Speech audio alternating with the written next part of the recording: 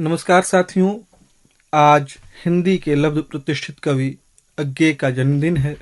आज के अवसर पर उत्तराखंड मुक्त विश्वविद्यालय के सामुदायिक रेडियो हेलो हल्द्वानी पर, जिसे आप 91.2 की रेडियो तरंग पर सुन सकते हैं, आज असाध्य वीणा के बहाने हिंदी के लब्ध प्रतिष्ठित कवि सच्चिदानंद हीरानंद वात्स्यायन अज्ञे की लंबी कविता असाध्य वीणा पर बातचीत करने के लिए मैं कुमार मंगलम आपके सामने मौजूद हूँ। मैं आप सभी का हार्दिक स्वागत करता हूँ।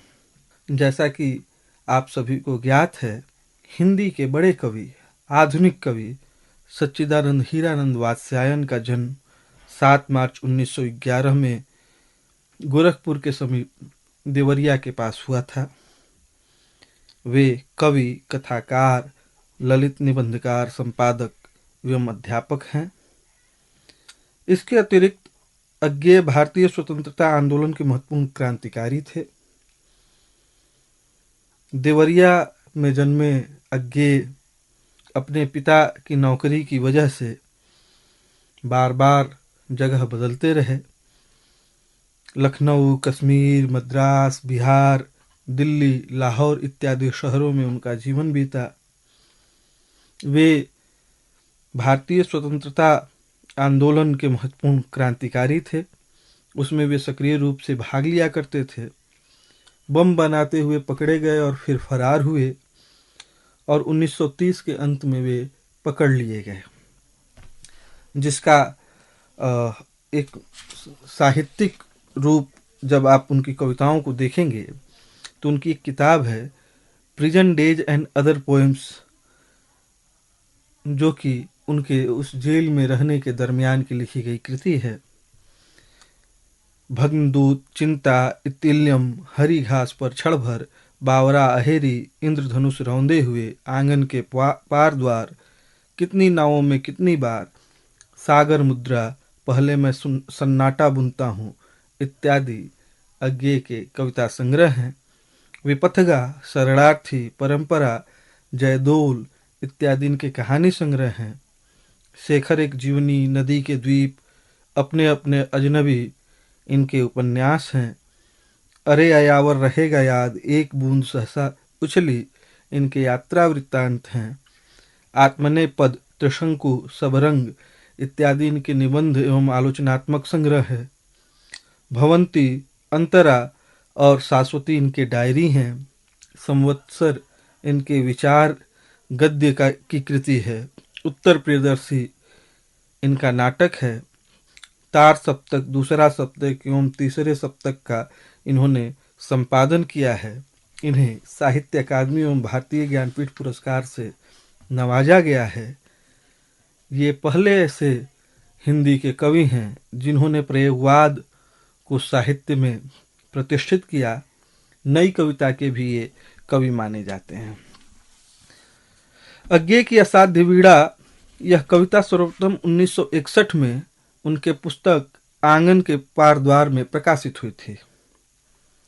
चूंकि यह इनकी पहली लंबी कविता थी, इसलिए उस समय भी और आज भी इनके पाठकों और विद्वानों ने इस कविता को बहुत मन से पढ़ा, समझा और इसकी व्याख्या की है। 1964 में जब मुक्तिबोध की मृत्यु के बाद उनका संग्रह चांद का मुंह टेढ़ा है प्रकाशित हुआ, उस कविता संग्रह में उनकी लंबी कविता अंधेरे में शामिल थी और उसकी इतनी चर्चा हुई कि असाध्य वीणा कविता कहीं खो गई। कई बार अंधेरे में और असाध्य वीणा को एक दूसरे के समानांतर रख करके जैसी व्याख्या साहित्य में की जाती है, वह कई बार अज्ञे के साथ या असाध्य वीणा के साथ न्याय नहीं कर पाती है। आप देखें कि उस दौर में धूमिल पटकथा लिख रहे थे। मुक्तिबोध की कविता अंधेरे में, इससे पहले हिंदी में लंबी हिंदी कविताओं की बात करें तो राम की शक्ति पूजा निराला की या तुलसीदास या सरोज स्मृति जैसी कविता पहले से मौजूद है। और ऐसे में जब अज्ञेय असाध्य वीणा कविता लेकर के आते हैं तो उसके केंद्र में जो रचनात्मक निष्पत्तियां हैं, रचनात्मकता की जो बेचैनियां हैं, अभिव्यक्ति की जो बेचैनी है, यह ठीक बात है कि मुक्तिबोध की कविता अंधेरे में जो संशय है, जो संकट है, जो बेचैनी है, वो अपने को अभिव्यक्त न कर पाने की है। और असाध्य वीणा भी उस अभिव्यक्ति को पा लेने की कोशिश है जो अभी तक अनाभिव्यक्त है। इस कविता पर जापान के जैन संप्रदाय का प्रभाव बताया जाता है, जो कि बौद्ध धर्म का ही एक संप्रदाय है। और इसका कारण ये है कि इसमें वज्रकीर्ति और केस कंबली अथवा प्रियंबद केस कंबली का नाम मिलना, यह बौद्ध धर्म के हीनयान शाखा से न होकर महायान शाखा से संबंधित संप्रदाय है, जैन संप्रदाय, क्योंकि उसी का प्रसार तिब्बत से लेकर चीन, जापान इत्यादि में हुआ था। वज्रकीर्ति विद्वानों के अनुसार एक महायानी दार्शनिक ही थे वज्रकीर्ति या अजित केशकंबली, जिसका अनुयायी केशकंबली हैं। इस केशकंबली से कई बार लोगों को यह भी भ्रम होता है कि ये जो 6 हमारे बौद्ध धर्म के पहले के बौद्ध धर्म के समानांतर आजीवक थे, अजित केशकंबली का भान होता है, लेकिन यह वे नहीं हैं। कहा जाता है कि जो अजित केशकंबली थे वे प्रारंभिक तौर पे भौतिकवादी दार्शनिक थे और बाद में वे बौद्ध धर्म के दार्शनिक हो गए थे। यह भी बहुत स्पष्ट तौर पे आजीवकों के बारे में सूचना नहीं मिलती, लेकिन यह प्रियंबद या प्रियंबद केशकंबली जो हैं वह अजित केशकंबली से अलग हैं। आप देखेंगे कि कविता यहाँ से शुरू होती है, आ गए प्रियंबद केशकंबली गुफा गे। तो जब आप पूरी कविता को पढ़ेंगे, क्योंकि एक लंबी कविता है, इस पूरी कविता पे हम लोग इस संक्षिप्त बातचीत में पूरी बात नहीं करेंगे, नहीं कर पाएंगे, समय की सीमा होती है। तो हम एक मोटे आंकड़ों में बात करेंगे। हम लोग विहंगावलोकन करेंगे इस कविता की। अवलोकन की बात हो रही है। अवलोकन 2-3 तरह की होती है, नागावलोकन, सिंहावलोकन, विहंगावलोकन। तो नागावलोकन वह होता है, नागा अर्थात हाथी। हाथी पीछे मुड़ करके जब देखता है तो उसके लिए एक समय चाहिए और वो पूरा टर्न करता है। तो एक लंबी प्रक्रिया का हिस्सा जब अवलोकन में होता है उसे नागावलोकन कहते हैं। सिंहावलोकन, सिंह की तरह अपने शिकार पर दृष्टि एकाग्र करने का जो अवलोकन होता है उसे सिंहावलोकन कहते हैं। और विहंगावलोकन वह होता है, विहंग यानी कि पक्षी। तो हम लोग इस कविता पर एक विहंगावलोकन ही कर रहे हैं। तो असाध्य वीणा का जो केशकंबली है और जो आजीवक केशकंबली है, उसमें सबसे बड़ा अंतर यह है कि यह केशकंबली, असाध्य वीणा का प्रियंबद केशकंबली, जो वज्रकीर्ति का शिष्य है, वह भाववादी है, अजित केशकंबली की तरह भौतिकवादी नहीं है। आप इस कविता में बौद्ध दर्शन की बहुत सारी शब्दावलियों से परिचित होंगे, जिसे प्रज्ञा पारमिता इत्यादि कहा जाता है, जो कि मानसिक सजगता की एक रहस्यात्मक विधि है। नागार्जुन के शून्यवाद के बाद महायानी बौद्धों की एक दूसरी शाखा अस्तित्व में आई और ये महायानी बौद्ध योगाचार कहे गए और उनका सिद्धांत विज्ञानवाद के रूप में जाना गया। विज्ञानवाद में भी भाववाद का अच्छा विकास हुआ, जिसका श्रेय वसुबंधु और असंग नाम के 2 दार्शनिकों को जाता है। और उससे जो परंपरा विकसित हुई वह वज्रकीर्ति और उनके शिष्य अजित प्रियंबद केशकंबली की परंपरा थी, यानी वे भाववादी थे।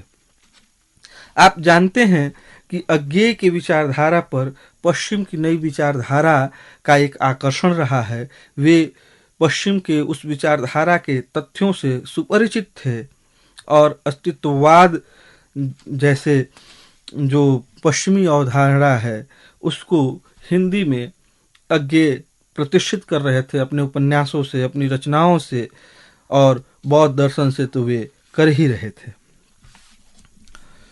आप देखेंगे कि सुमित्रानंदन पंत ने एक लंबी कविता लिखी थी परिवर्तन, जयशंकर प्रसाद ने प्रलय की छाया लिखी थी, निराला ने तुलसीदास, सरोज स्मृति और राम की शक्ति पूजा लिखी थी, और वैसे ही आगे के कवियों ने, जिसमें मुक्तिबोध भी हैं, अंधेरे में लिखी, और वह अंधेरे में फैंटेसी के शिल्प में था।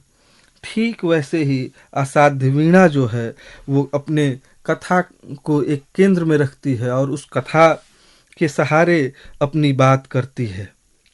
आप देखें कि इस पूरी कविता में, जो बाद की कविता में एक पूरी प्रक्रिया बनती है असाध्य वीणा के बाद, धूमिल पटकथा लिखते हैं, लीलाधर जोगड़ी इस व्यवस्था में लिखते हैं, मणि मधुकर खंड खंड पाखंड पर्व लिखते हैं, सौमित्र मोहन लुकमान अली लिखते हैं, राजकमल चौधरी मुक्ति प्रसंग लिखते हैं, लेकिन इन सबों की प्रवृत्ति और इन कविताओं का तनाव एक जैसा है। आप जानते हैं कि डॉक्टर रामस्वरूप चतुर्वेदी ने लिखा था, असाध्य वीणा एक जापानी लोक कथा पर आधारित कविता है, लेकिन जब अज्ञेय उस कथा को एडॉप्ट करते हैं अपनी कविता के लिए तो वह भारतीय संदर्भ और उसे भारतीय कविता बनाने का प्रयास करते हैं, भारतीय संदर्भ देने का प्रयास करते हैं। परिवेश भारतीय है, पात्रों के नाम भारतीय है, और यह जो पूरी कविता अपने वितान में बनती है, वह जो इस कविता की अंतर्वस्तु है वह अभिव्यक्ति को कह देने की, अभिव्यक्ति को व्याख्यायित कर देने की है। यह जो इस कविता की अंतर्वस्तु है वो ये है कि एक वीणा है जिसे कोई बजा नहीं पाता। यह वीणा कहाँ से आई?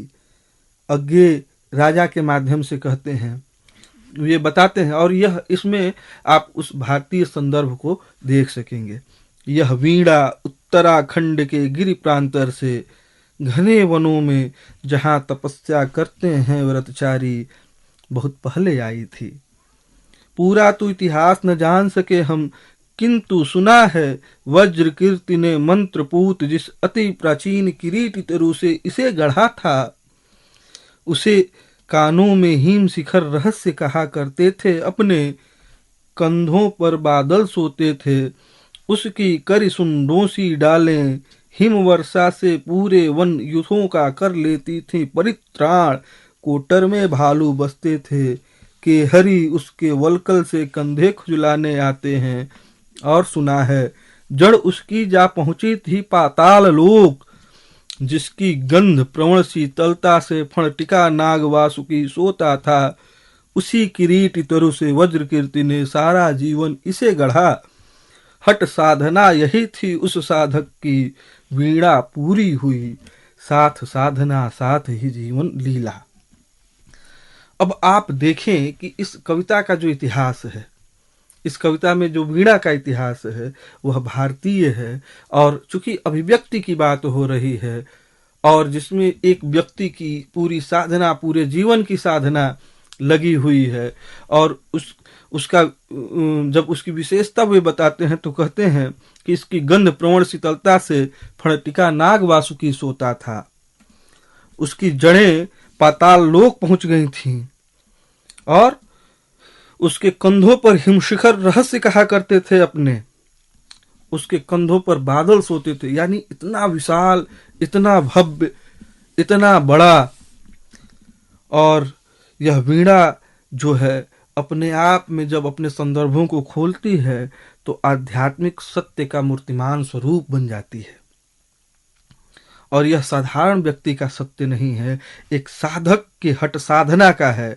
हठ पूर्वक की गई साधना जो है, सारा जीवन इसे गढ़ा, हठ साधना यही थी उस साधक की।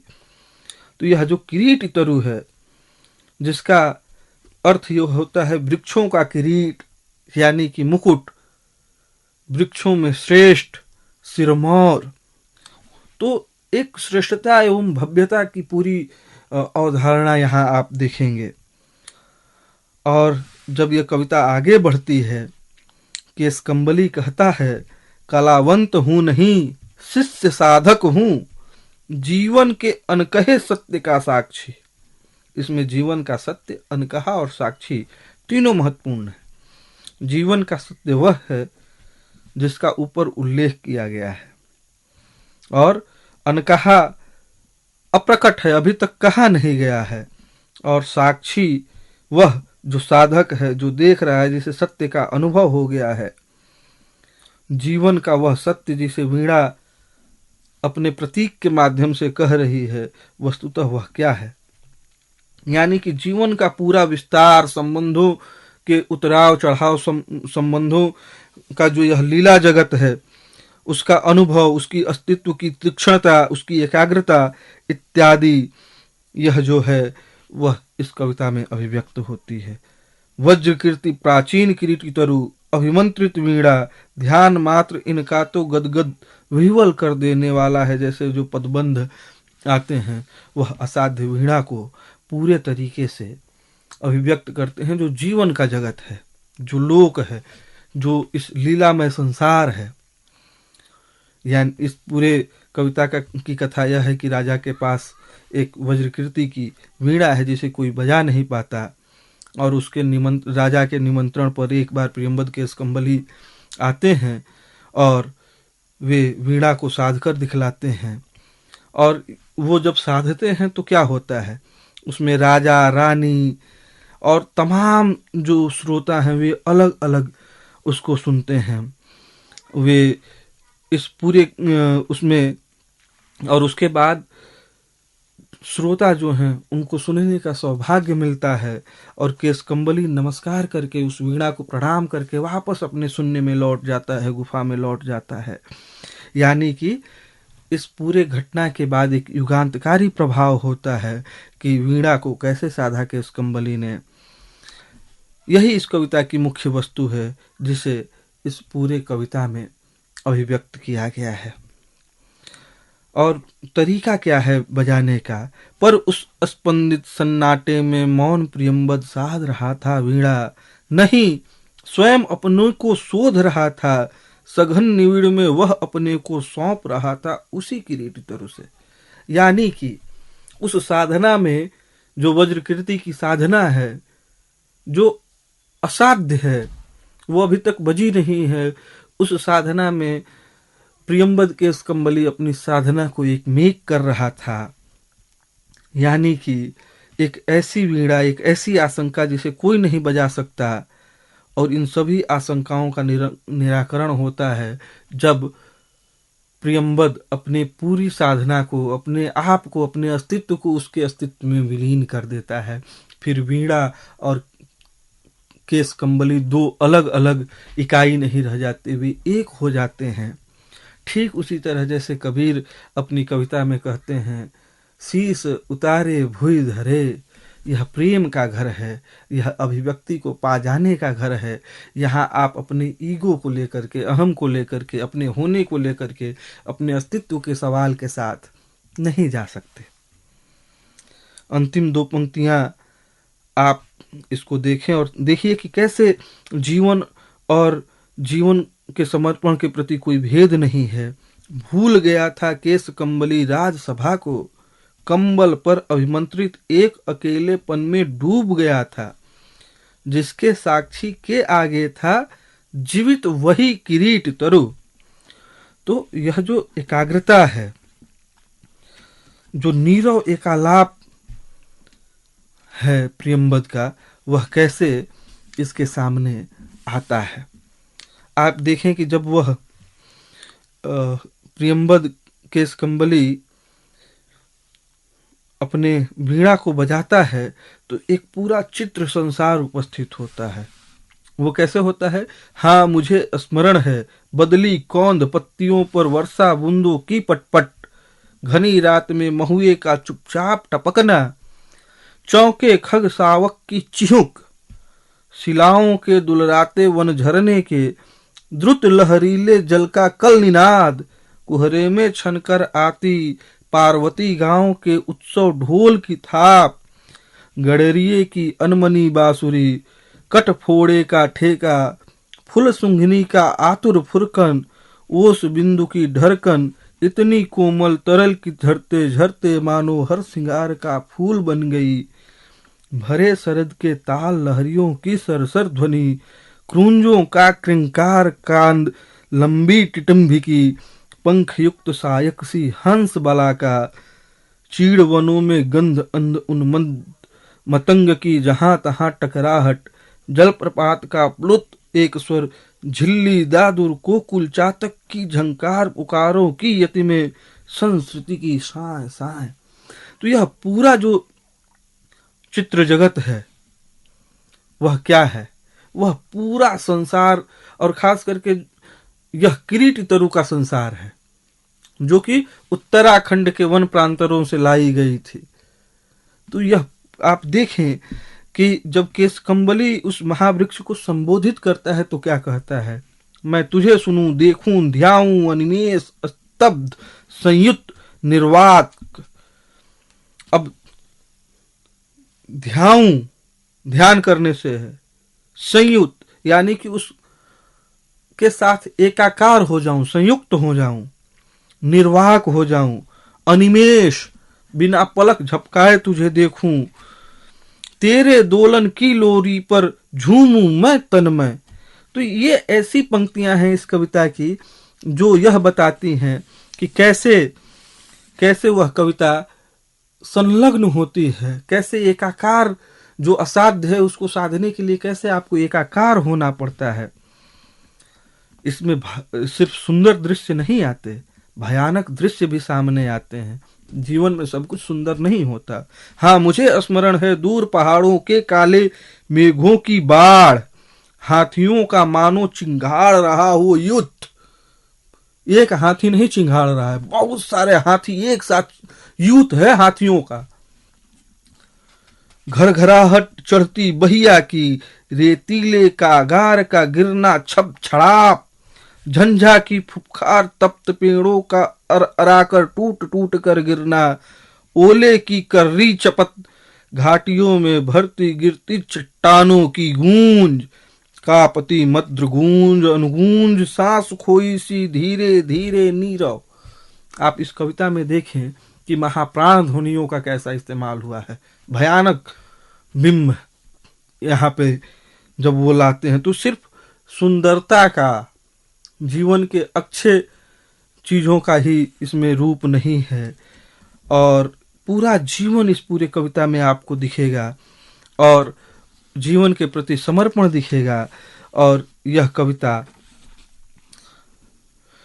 आगे बढ़ती है। फिर ये सारा संवाद वीणा के साथ अजीत के प्रियंबद के स्कंबली कर रहे हैं। मुझे स्मरण है और चित्त प्रत्येक स्तब्ध विजड़ित करता है मुझको, सुनता हूं मैं हर पर स्वर कंपन लेता है मुझको, मुझसे शोक वायु सा नाद भरा मैं उड़ जाता हूं।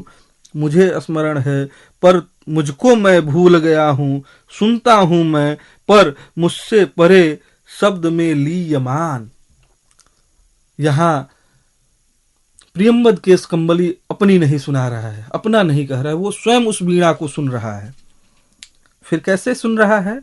तू उतर बीन के तारों में तू अपने से गा, अपने को गा, अपने से गा और अपने को गा, अपने खग कुल को मुखरित कर, अपनी छाया में पले मृगों की चौकड़ियों को ताल बांध, अपने छाया तप वृष्टि पवन पल्लव कुछ मन की लय पर, अपने जीवन संचय को कर छंद युक्त, अपनी प्रज्ञा को वाणी दे, तू गा तू गा तू सन्निधि पा, तू खो तू वा तू हो तू गा तू गा।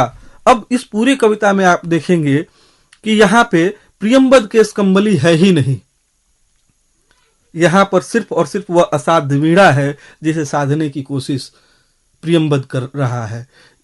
वह वज्रकीर्ति का असाध्य वीणा है जो राजा के यहाँ रखा हुआ है, और एक ऐसा एकाकार, मुझे कुछ नहीं कहना, जो तुम हो वह कहो, अपने को अभिव्यक्त करो।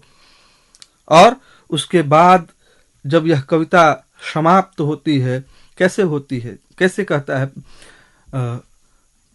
प्रियंवद के स्कंबली, श्रेय नहीं कुछ मेरा, मैं तो डूब गया था स्वयं शून्य में, वीणा के माध्यम से अपने को मैंने सब कुछ को सौंप दिया था। सुना आपने जो वह मेरा नहीं न वीणा का था, वह तो सब कुछ थी तथता की, महाशून्य वह महामौन अविभाज्य अनाप्त अद्रवित अप्रमेय जो शब्दहीन सब में गाता है। यह कृतज्ञता है, और यह कृतज्ञता प्रियंवद के स्कंबली को प्रियंवद बनाती है, जो असाध्य का साधक है। वो कहता है कि हमने तो कुछ सुनाया ही नहीं, हमारी तो कुछ थी ही नहीं, यह सब आपकी, यह जो अभिव्यक्ति है जिसे मुक्तिबोध अनिवार्य अभिव्यक्ति कहते हैं, वह तो सब कुछ आपका ही था, मैंने आपकी ही बात मैंने सुनाई। वो गुलाम अली एक गजल में कहते हैं ना, अपनी ही बातें सुनाने आए। तो यह जो अपनी ही बात है, यह असाध्य वीणा अभिव्यक्त करती है। इस अभिव्यक्ति में जो सच्चिदानंद हीरानंद वात्स्यायन अभिव्यक्त करते हैं, वह एक ऐसी कथात्मक संरचना का निर्माण करती है जो जीवन को और जीवन की अभिव्यक्ति को देता है। यह प्रगीत पूर्णता के साथ अपने लक्ष्य को प्राप्त करती है, और वह लक्ष्य जो है वह अभिव्यक्ति को पाने की है, जो इस कविता का मूल है। और इस कविता में जो अस्तित्व को लेकर के जो चिंताएं हैं, वह इस कविता को आधुनिक बनाती है। आप सबने इस कविता पर एक फौरी, एक जल्दबाज, एक उड़ती नजर की टिप्पणी सुनी। आप सभी के प्रति साधुवाद। आप सभी आज के दिन अज्ञेय को याद करें, अज्ञेय को इस बहाने पढ़ें। आप सबने सुना, आप सबके प्रति मेरी कृतज्ञता। बहुत बहुत धन्यवाद।